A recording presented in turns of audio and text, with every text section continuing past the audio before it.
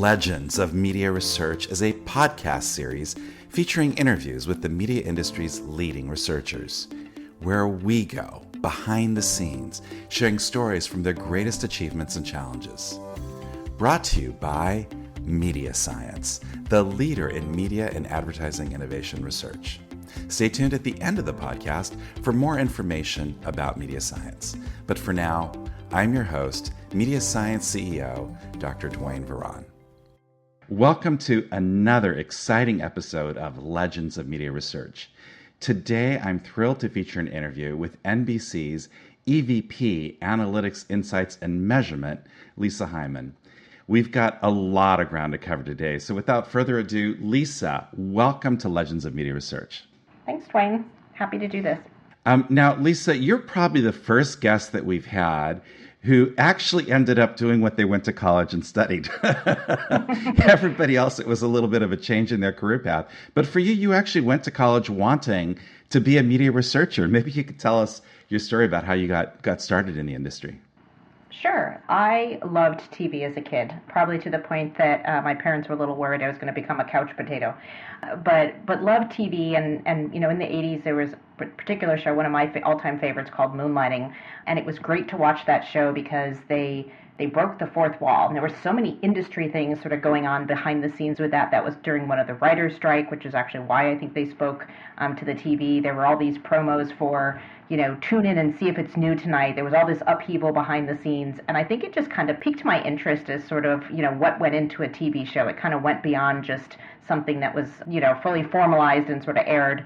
And so that started kind of maybe me down the path of thinking, wait, you know, there's maybe a little something behind this. But I probably would have to credit a class that I took in high school. It was a history class.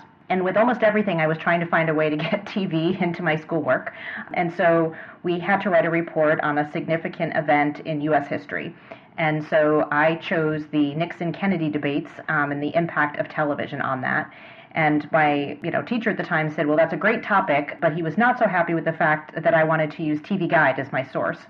So he sent me to the library. We went to the library back then, and I started to have to look up other sources, credible sources, and I discovered that there were all of these industry publications, and just there was so much more to the business. And I think at that point, I really got hooked on the idea that there was something that I could do in television. I didn't want to be in front of the camera acting or news or something. I really wanted to be on the business side. And it was really that project that kind of led me to know that there were options that existed, and then ultimately led me to pursue applying to the communications school, the Newhouse School at Syracuse University. So yes, I did know that I wanted to work in television and sought that out for college. And it was a great experience because I got there and I felt like I found my people, you know, other people who wanted to talk about TV all day long. So you got your first job at a rep firm. For the benefit of the audience, rep firms were these companies that were filling the gap kind of between local and national ad sales. Maybe you could tell us a little bit about that first job and what it was like for you. Sure. I had done internships in college. I'm a big fan of internships, so you can try on different things. I had done them at a couple local stations, but ultimately the last internship I did was at a rep firm called Blair Television. And I was just fortunate, actually, as the intern. We were supposed to rotate around, and they were shorthanded on one of the teams, so I ended up all summer just working 40 hours a week for one of the teams. And I had sort of the very unusual experience where I got a call in the fall. I actually graduated early. I was graduating in December, and I had done the internship in the summer. And I got in the fall, and they basically offered me a job to come back and do what I had been doing full time. So I know that never happens to others, but I was one of the non-stressed out college seniors. So I basically was able to start the job, continue the internship. It was great because they were shorthanded, which early in your career is a good thing because you can work hard, you can distinguish yourself, you can raise your hand to do stuff, and they're shorthanded, so they'll sort of take you up on that. I worked first on the sales research side, being able to sort of support what you're talking about, those spot sales that were sold on the stations that Blair represented. And then I moved into the programming research side because one of the other functions of a rep firm is that they would advise their client stations what syndicated programs that they would want to buy and where they would want to air them. They would also offer some advice also on network shows. But it was a great job because the syndicators would come in and they would tell you all about this new show that they were going to debut and why it was great and wonderful and you should recommend it to your station. So probably the most memorable pitch of that was that there was this very petite but energetic, no-nonsense family court judge, Judy Scheinman, and they were pitching this show that she was going to do where she was going to bring this no-nonsense approach to TV. And there was really no better way to showcase what the show was going to be than to bring her to the actual meeting. So they did. And that was Judge Judy. And, Judge Judy's still going today, over 25 years. And she's just as authentic as she was that day in that meeting. It was a great experience. I love the people that I work with. I'm in contact with some of them still today. But it kind of got me then thinking about, did I want to do something that was a little bit closer to sort of programming? Like syndication really interested me, all those pitches that we sat through. Yeah, it's amazing. Judge Judy has a special presence here at Legends of Media Research. She was also a part of Julie's career story as well. So, yes. So then what happened? So you were at the rep firm. What happened that led you? You went on to CBS syndication from there, I believe. Yes. What happened that motivated that transition? How did that all happen? Sure. So I think, a side effect of being able to see all of those pitches was that you got a good sense of which of the syndicators valued research. And so as I was thinking about the next thing I wanted to do, syndication interested me. I also had been working in New York and sort of had, really wanted to explore what LA might be like. And so I was looking for a job that would be in LA. And really, CBS specifically kind of stood out to me. The head of sales would actually come and call on us, Barry Wallach. He was very knowledgeable about research, seemed to really value it. And I think when a job opened up, the division was then called IMARC, the I meaning the CBS I. It was a new syndication group, but it was based at a large company. So I liked the idea that it was a smaller group that I'd be joining, but with the basing of a bigger company, CBS, behind it. And so when the job came up, I pitched it hard, I got it, I moved to LA, and it was an exciting time. Some of the shows that they syndicated back then was the Martha Stewart living show, the one she did pre-prison, where she had a special room for wrapping, and she would cook with these very exotic spices and all this other stuff. It was also the time of Everybody Loves Raymond, which was a show that had debuted on CBS, and it did kind of okay. It aired on a Friday night, I believe, when it first debuted. But as we started to sell it in syndication, the show just got more and more popular, which was a really exciting time. We actually had to keep updating the pitches for good stories. Usually you'd have to kind of use an old pitch if the story got worse. But it was just a great time to be there, and I liked that it was a small department. I think there were maybe 5 of us in the research department. My boss at the time, Joanne Burns, was a great teacher, mentor, still a friend. And we worked closely with the programming team and the marketing team. And it was just, again, a really great experience to be able to, you had ideas, you could be directly in the room. And I was always very thankful that I chose something that was smaller like that as opposed to going to one of the other studios where they had massive research departments, but it was going to be a long time before you had the chance to really distinguish yourself or kind of get your hands on things. So it's funny because I was only there for 2 years. And in my mind, it always seems like it was much longer because just so many of those people are such good friends, and it was such a turning point for me. But it was really only 2 years. And the reason it was only 2 years is because I encountered my first of many mergers and acquisitions in the business, and that sort of, changed things. Was that the King's World? King World, yeah. So King World, CBS, right, yeah. CBS bought King World, and even though I was at CBS and we were the buyer, King World was definitely, the big gorilla in the syndication space. And so very quickly we started having these conversations with the head of research there, who asked me if I wanted to move to Short Hills, New Jersey, and I said no thank you. I was really liking LA. So nothing against New Jersey, but it wasn't even New York City. I said, I really like working in LA, and I wouldn't have started looking except that happened, but it got me to the next thing. Yeah, and that was at ABC Affiliate Relations, is that right? That's correct, yeah. And that was a bit of a major turning point in your career, Lisa, really, I think. It was, and if I remember correctly, I think Julie may have spoken about affiliate relations too. I may be getting these mixed up, but a lot of our backgrounds are similar. Affiliate relations is like an unsung hero of the network. I think sometimes, unless you've worked in it, you don't really know how hard those people work, but also how interconnected they are to the entire network.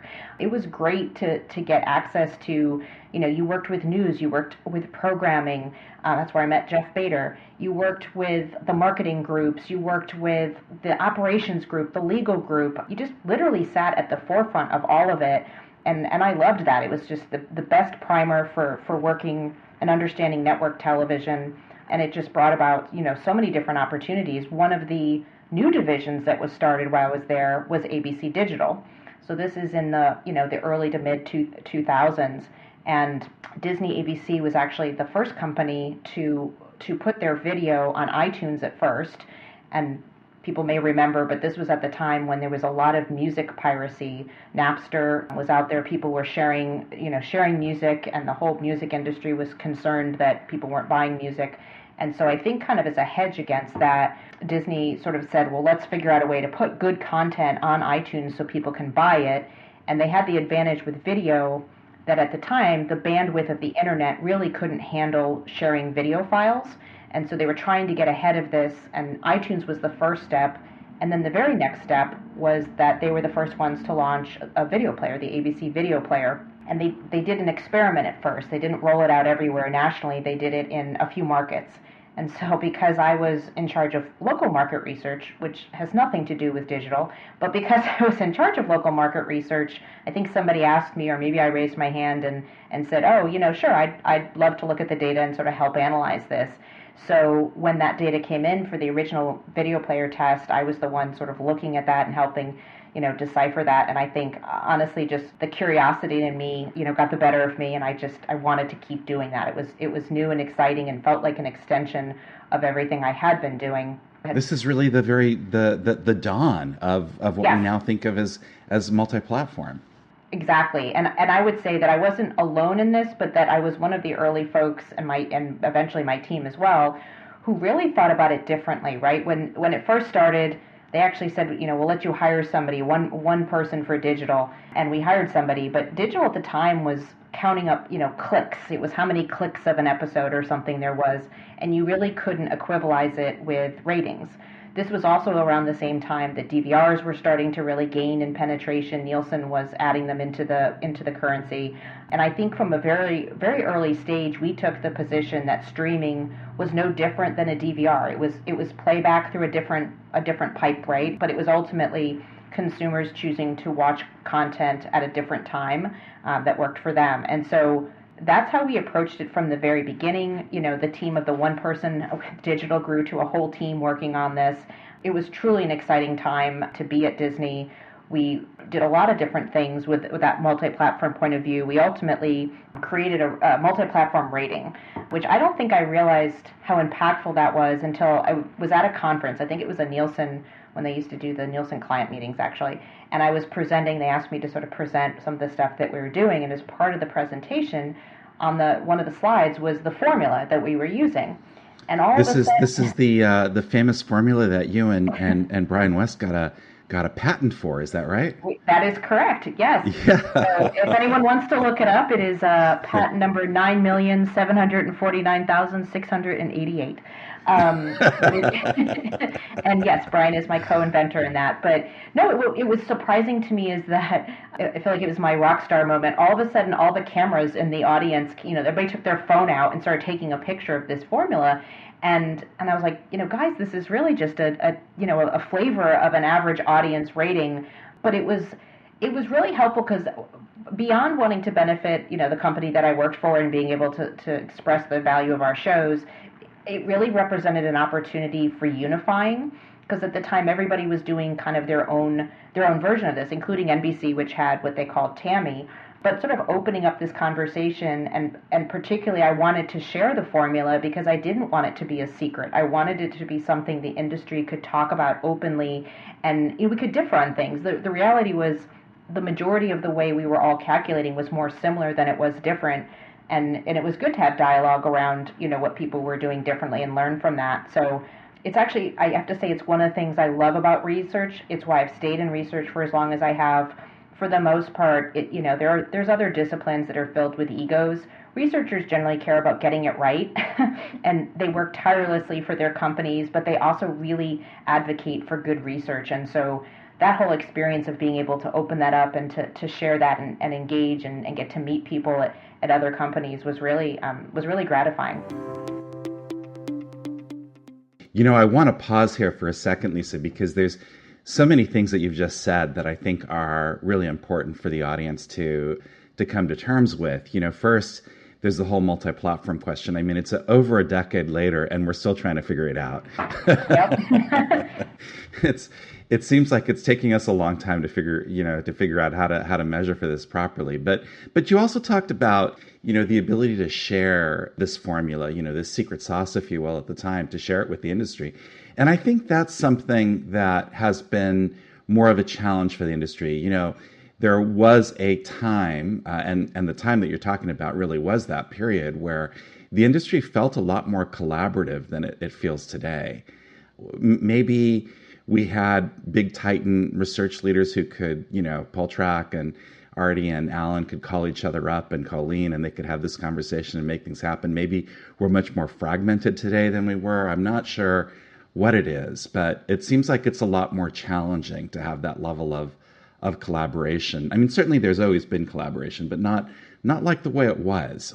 Is that getting better now? Do you see hope? I definitely see hope, and I think it comes kind of in waves, and I would say a big part of it has been the slow kind of disaggregation of content and ad measurement has been partly at the root of this, as well as streaming services. So in two different ways, right? So on the ad sales side, the commonality that needs to be reached is between a publisher and an advertiser. They need to agree on sort of what's going to measure and dictate their transaction. So in that case, it's okay if there's many different flavors. You transact with one advertiser on apples and another on oranges, et cetera, right? That doesn't really work so well in the programming space because it's very much about trying to understand where the program sits in the ecosystem, and you have to have sort of one version of the truth, not multiple versions of the truth. So I think that was one of the things, is that you had ad and program measurement sort of starting to diverge, and on the content side, everything behind it, as far as not just when it airs on a network and how it performs, but in general what the life cycle and lifetime value was of that piece of content. The other thing that sort of happened, for sort of going back in the early days of this, was you had Netflix. And so Netflix, emerged first on the scene. They were very big. They had a lot of power. And one of the things that they did or didn't do was they didn't share their data. And so, if you were selling your content to that, you could try to negotiate to get, very piddly amounts of data back. But there certainly was no wider transparency. There was no understanding of how your show fit into their ecosystem, or how that show fit into multiple ecosystems, right? A show that was maybe on ABC, but also on Netflix at the same time. And so, for a long time, there was a culture of not sharing. And each successive streaming service kind of unfortunately followed in the footsteps of Netflix and didn't share their data for a while. Well, fast forward, and Netflix has a whole lot of other streaming competitors, and not only that, but many of them, including Netflix, are now introducing advertising, which again then brings back the idea that you really do have to have more transparency. And so I think there's been a lot of good steps in this direction, and some of it is measuring the actual viewing, some of it is measuring the signups, the attributable sort of subscriptions and signups that go along with the content. There is also metrics for the demand for content, right? It's a wide variety of things, but they are far more transparent than they were sort of in the early days of streaming. And I'm encouraged by that. I'm encouraged that we can continue to sort of fan the flames of those good efforts.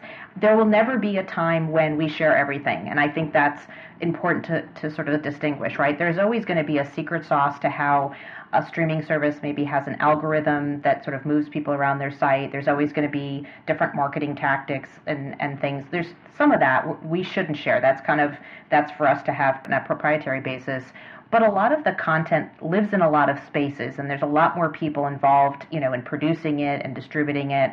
And we have to have some sort of common way of sort of talking about it and a common understanding. And so I am encouraged that some of these syndicated sources that are taking step in that direction, can get even farther. I think there's also an element, it's very unsexy, but I'm a big advocate for some of the metadata that each of the companies have about their programs needing to be more transparent. In sort of the olden days, right, you would look at how did a piece of content perform when it followed another particular type of content, right? A talk show into another talk show, or a talk show versus a sitcom, right? Or what followed best after. And that's how you look at live linear television when people are watching that way. Today, the kind of metadata that's important from the business questions we get are things like, how important is it that a piece of content be exclusive? How important is it that it drop once a week, or should we drop the whole season at once, right? And it's metadata that exists because anybody could have an intern go and look at all of the streaming services and go into them and write things down and note this. But I think we as an industry have to figure out how we're going to share some of that in service of being able to learn more, because everybody's sort of only learning from their successes and not having an idea of the success and failures of others just slowed us down quite a bit. So I'm hopeful, as a very long answer to that question. I think the other trend that we're seeing is this rise of more and more measures into the mix. What do you think about that? Is that good? Is it bad? I mean, certainly it's complex. How do we navigate through that kind of like multi-measure universe that we're increasingly growing into? Sure. Well, while I sort of some days long for the simplicity of research when I first started my career, the reality is that there is no one metric, right? If we start talking about just what's the one metric, we go down a bad rabbit hole. The key is that different data informs different business questions, right? And different levels of grain, right? So some data sets are better for how can I connect viewing of my show on Peacock versus on NBC versus maybe on Hulu, right? Like or Netflix or if you're looking at Yellowstone, how is it performing on Peacock, but also how is it performing on Paramount Network? So certain data sets might help you get at understanding kind of that larger landscape for all the platforms they're in. But they may not be as helpful if you're trying to get into deep level of grain on an individual episode, at a very fine demo or at a very fine period of time, like a telecast at a specific hour or something, right? If something is not based on census level data that is truly representative of the U.S., that's not going to serve you well. If you're trying to figure out demand for something, looking at past behavior does not necessarily always indicate the best measure of demand. So I think it's really about understanding the possibilities and the limitations of each of the data sets, and then really trying to figure out, which business question would you use which of those data sets or sets. Yeah, it goes back to your 101 class, where everything comes back to your communication objective and how do you measure for success or failure against that objective, I guess. Yeah.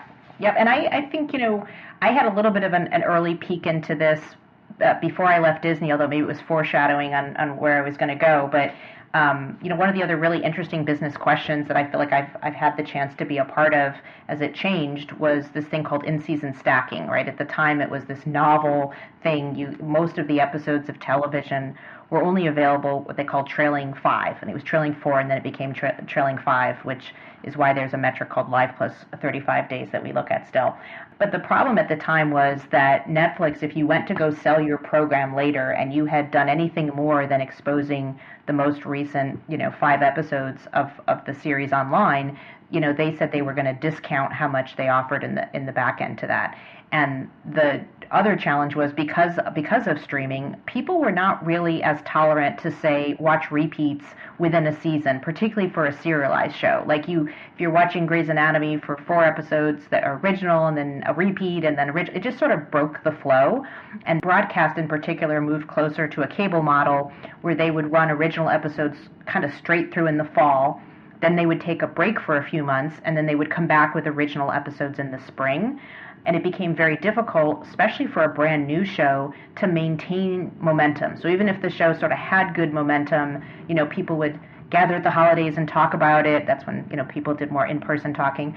Or they might talk on social, but there'd become interest in the show, and there was no way for someone to go and actually start from the beginning and be able to, jump into these shows. And so I always have these conversations internally about, well, how could we quantify that? How could we quantify the lift you could get by offering the episodes longer so that we could figure out whether or not it offset the value we might, lose a little bit on the back end. And so one of the partners for Disney was Comcast, right? Disney networks were distributed on Comcast.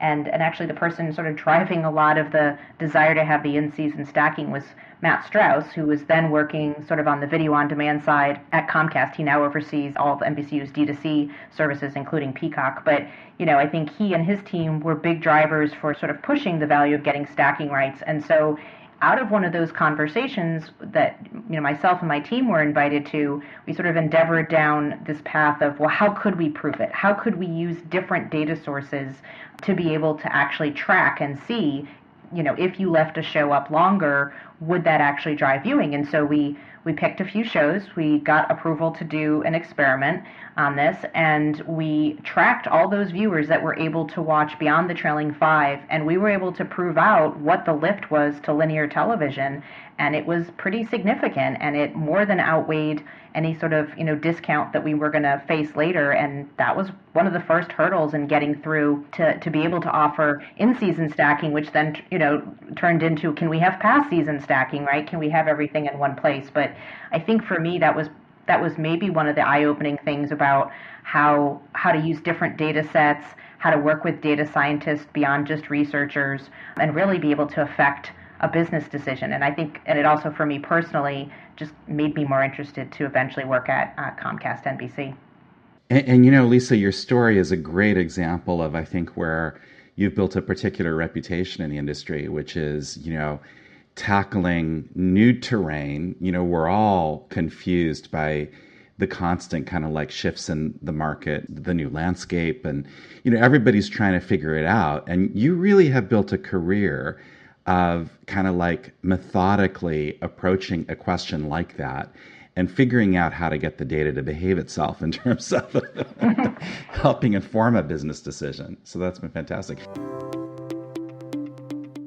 So let's go back to our main storyline. So we digress there for a bit. So then you made the transition from ABC, as you were just alluding to NBC. Tell us about that transition. If we fast forward a few years, sometimes things are really just about timing. And I happened to be having lunch with Jeff Bader, who I had worked with when he oversaw scheduling at ABC. And he was somebody who I knew really valued research and researchers. He and I used to have some spirited debate over numbers from time to time, and I loved it. He's also just one of the best humans I know in the industry. And we were having this conversation, and he was talking about the fact that Alan had announced he was retiring and he was leaving. And Jeff was actually taking over responsibility so that the NBC research group was going to report to him.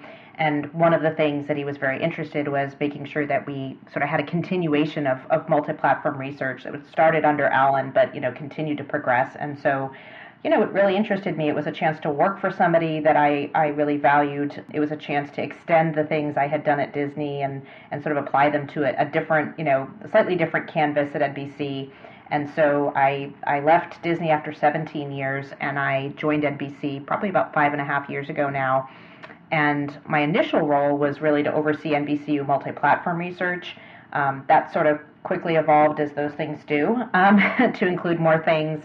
And eventually I ended up overseeing, as I do today, pretty much all current and evolving measurement, whether that's linear, digital, cross-platform, again, trying to maintain that lens of looking at it all together holistically, but also consumer insights at that corporate landscape level.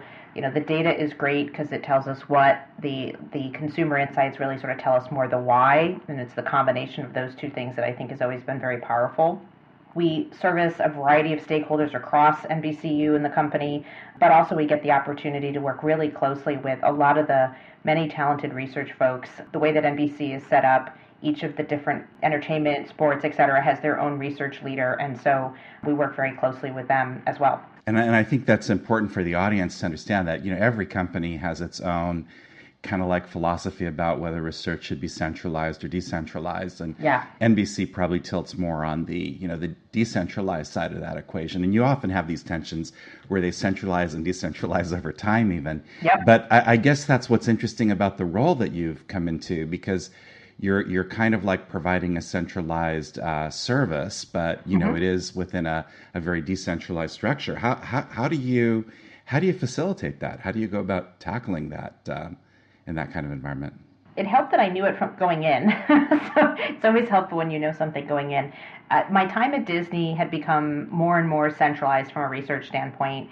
And it was clear in sort of talking with Jeff and others, that it was different at NBC. But one of the things that, Jeff and I talked about early on was, how could you build out a collaboration layer that would support sort of each of those research groups being separate. And I had done that in an informal way when I was at Disney, but really it was a part of my role coming to NBC that I was going to help, facilitate that. So it's kind of the other hat that I wear, which is that I'm the chair of the NBCU Research Council. One of the things that NBC has, this thing called Symphony, and it's really marketing focused, and it's the idea of it is all of the different divisions, parks, movies, media, work together to support the different high priorities from the company, right? So if there's a Jurassic Park movie coming out, how do they all support it? If there's a new TV show debuting on NBC, how does everybody support it? And so on. And so there was a desire to say, what could the research version of that be? So it wasn't going to be so much, trading promo time or something. It was really more based on the idea of collaboration and sharing knowledge. And so, in sort of thinking about kind of how to set that up, I think I tried to take from a variety of different things I had seen succeed over the years.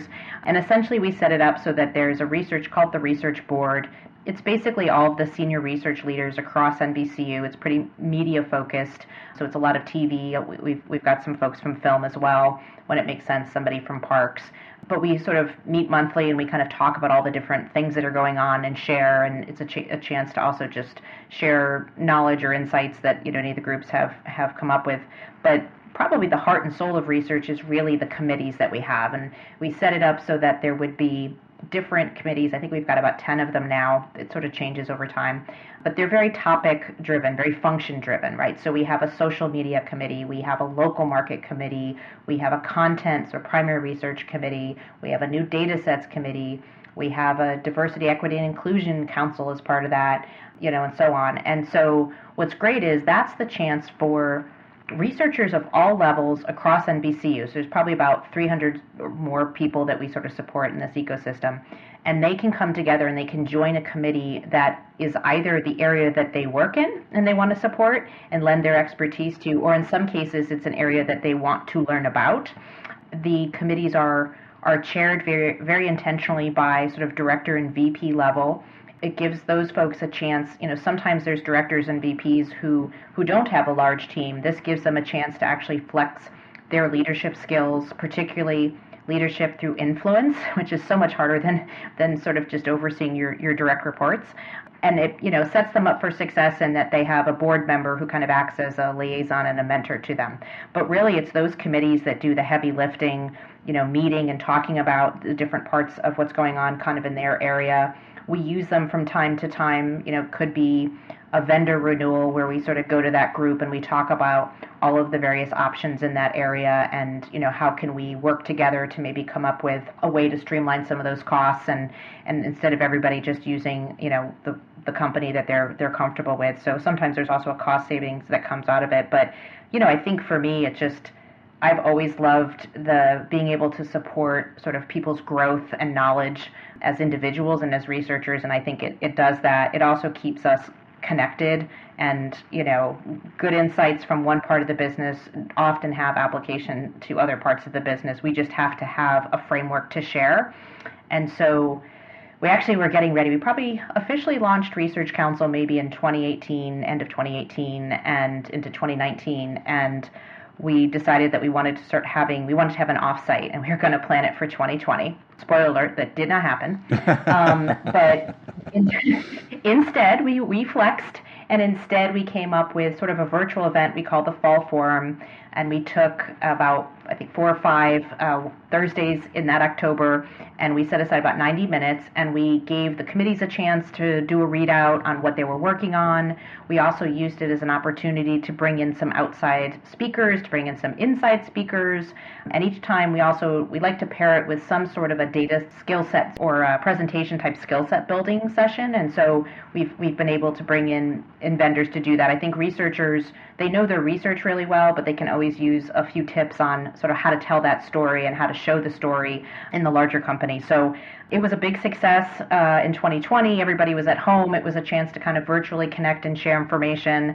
We've done it now 3 years in a row, and this past year we were really excited that we brought a hybrid element to it, where we had some of the folks being able to meet in person, see each other, see the presentations in person if possible. And so it's great because it still reached and facilitated our researchers across the globe. One of the sessions actually had our folks from London presenting, which is a bit of a time challenge, but we figured it out.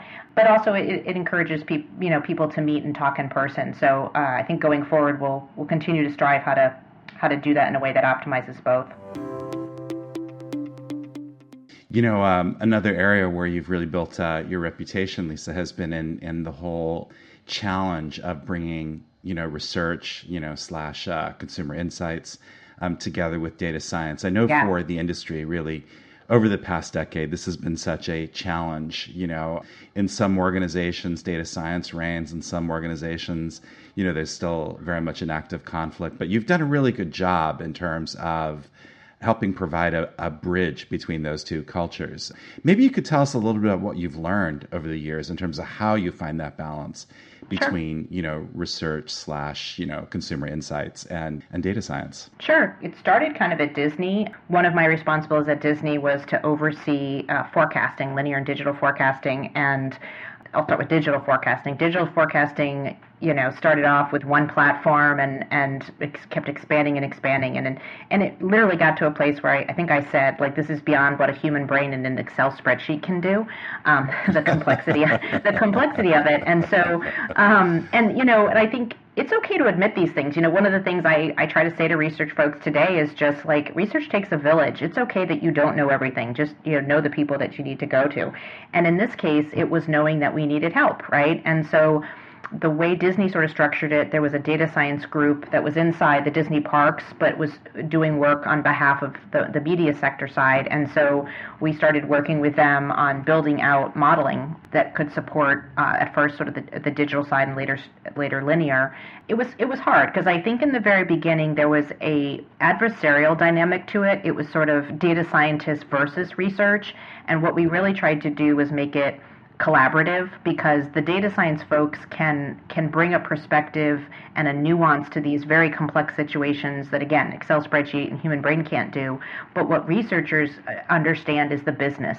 Beyond understanding the data they're working with, they really understand the business. And it's the coming together of those two things that ultimately is better than either of those alone. I sometimes say, my job as an advocate for data science is that, that 1 + 1 = 3.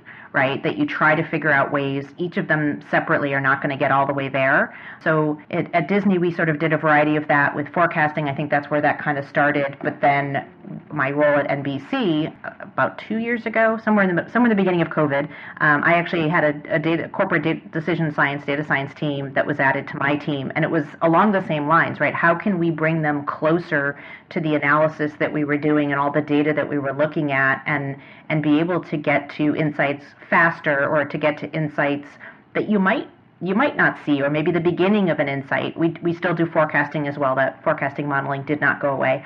But it's been really interesting, and the more the data scientists can sort of learn about the business and the business questions, and the more that the researchers can lean into sharing and teaching, the data scientists of what they're doing, that's where we've really seen, again, the 1 + 1 = 3 come out of it. And I am certainly not a data scientist. I think if I was starting, school today, I would probably consider going into data science, but I didn't. It didn't exist that much all those years ago.